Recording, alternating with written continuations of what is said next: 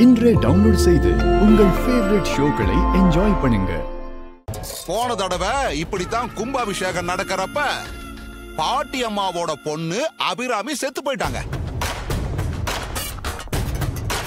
இப்பவும் கும்பாபிஷேகம் நடத்தியே தீரணும்னு ஒத்த கால்ல நிக்கிறீங்க.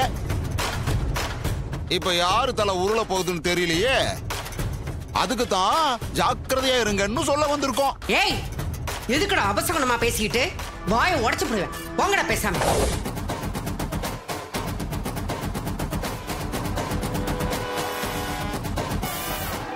யோ, எங்களுக்கு நல்லது நினைச்சலாம் போதும். நீங்க கிளம்புங்க, இல்லைன்னா கோவத்துல ஏதாவது பண்ணிட போறோம். கோவிலாச்சேன்னு பாக்குறேன், நல்லது செய்யற மூஞ்ச பாரு.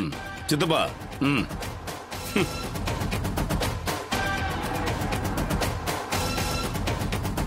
மாயாண்டி, நீ போட்டு தள்ள வேண்டிய ஆளு அவங்க 2 பேர் தான். நல்லா பாத்துக்க.